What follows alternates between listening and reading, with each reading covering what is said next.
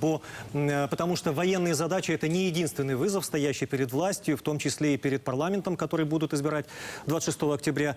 Есть такая проблема, как уничтоженный, я не преувеличиваю, Донбасс, в котором надо восстанавливать практически все – дома, дороги, социальную инфраструктуру. И все это в условиях надвигающейся зимы. Да и сами люди много времени на размышления власти не оставляют. Переселенцы начали массово возвращаться на малую родину. Их не останавливает даже то, что война продолжается. Ведь им обещали мир. Виктория Чистюхина о том, что ждет возвращенцев домой. 1 октября. День знаний там, где из-за войны учебный год не начался вовремя. В 57-ю школу Донецка попал снаряд. Погибли 4 человека, среди них учитель и один из родителей. Обстреляли и автобусную остановку. Попали в маршрутку. Погибло 6 человек.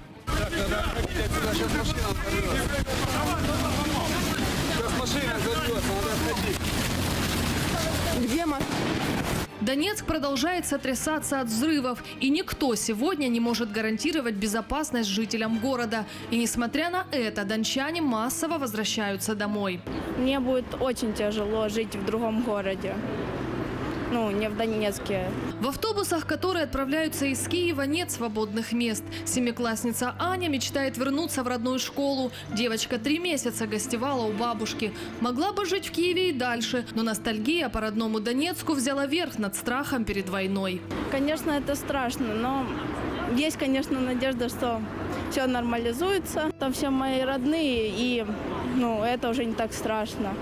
Считанные минуты остались до отправки маршрута Киев-Донецк. Люди взволнованные не знают, как доберутся домой. Но и это для них сегодня не главное. Основной вопрос, который мучает их уже не 1 месяц – как они будут жить дальше в родном Донецке. Волнуется перед возвращением домой и Раиса Ивановна. Ее квартира находится как раз в Куйбышевском районе, который не раз оказывался под обстрелами. Цела ли многоэтажка, женщина не знает. Также не уверена, удастся ли вернуться на работу на заводе «Топаз». Не знаем, посмотрим, выйдем. Что скажет, там руководство какое-то есть.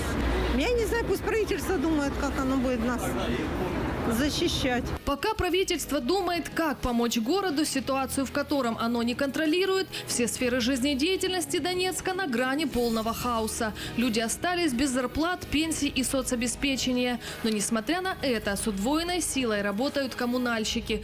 Каждый день рискуют жизнью энергетики и газовики. Не оставляют пациентов и медики. Ни одна больница в городе не закрылась. О репутации Донецкого ожогового центра знают не только в Украине, но и за границей. Сегодня профессор Эмиль Фисталь и его коллеги работают на добровольческих началах. Зарплату не получают уже 3 месяца. Выживают за счет фондов. Благодаря тому, что имеются фонды, фонд производственной травмы, который обеспечил медикаментозное и лечение пострадавших шахтеров, которых мы всех излечили. Фонд Рената Ахметова нам помогает очень с оборудованием, которое необходимо, расходные материалы, которые необходимы, инструментарий.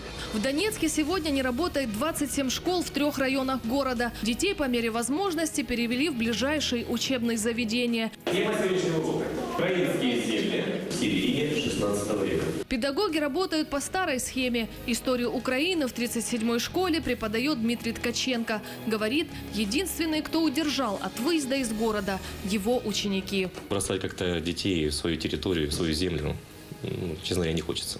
Мы сейчас работаем по той же программе, которая и была. В Минобразовании пока решили вопрос только с вузами. Их постепенно переводят в другие города. Что делать со школами, пока не знают. Уряд буде розглядати питання фінансування, чи будемо ми фінансувати, когось ще не будемо в території, яка тимчасово окупована, на наступному тижні. Хоть как-то пытаются удержаться на плаву и предприниматели. Товар подвозят, вот только покупать его никто не спешит. Анна Яковлева продает обувь на одном из донецких рынков.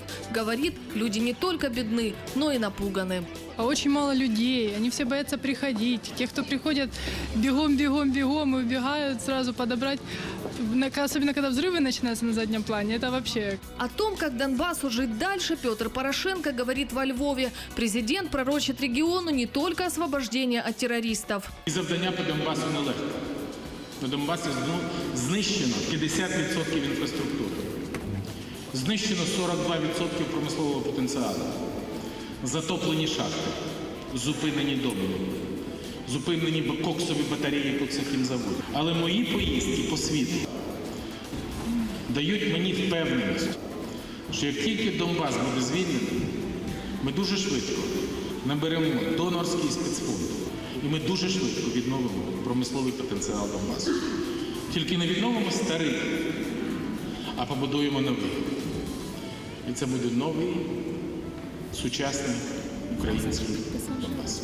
Переселенцы возвращаются не ради мечты о каком-то новом Донбассе, который им кто-то построит. Они хотят вернуть к жизни свои дома и улицы и верят в то, что регион, как и прежде, будет индустриальным сердцем Украины, в котором миллионы людей снова заживут прежней, мирной жизнью.